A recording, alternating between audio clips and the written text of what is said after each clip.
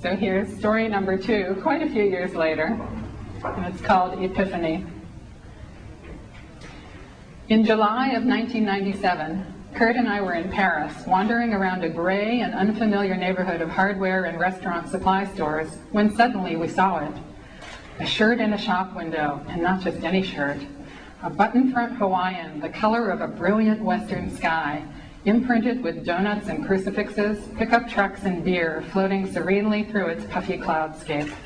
And there on the back, right in the middle, the huge cartoon face of Christ with an inscription that read, "Australian Jesus."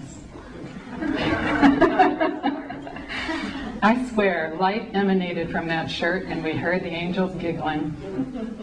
We entered the store, a kaleidoscopic wonderland. Everywhere we looked was something to delight the eye. Scattered all around the shop were magnificently weird floor-to-ceiling kinetic sculptures that whirred and chattered busily as they moved up or down, in or out. I made my way past racks and rounders of fabulous new and vintage clothing, over to an inviting living room of ultra-sleek white space-age pedestal furniture circa 1969.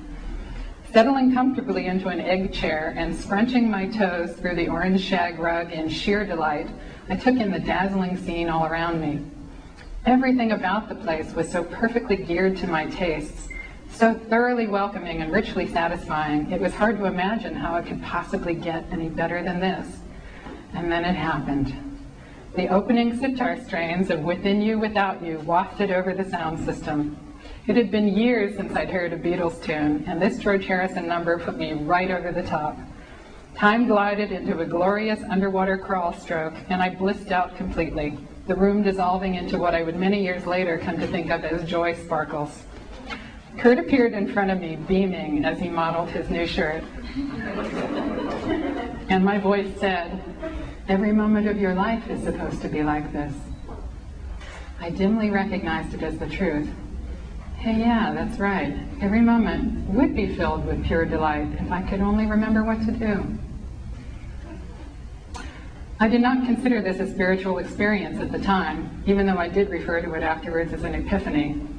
But in an epiphany in a today is the first day of the rest of your life kind of way. The sort of thing you might see on an inspirational poster in the employee cafeteria. Several more years would pass before I would look back on this event and wonder at its true meaning. Anyway, Kurt still has the shirt. From the back of the closet, Australian Jesus shines his awesome rayon light undimmed upon the world.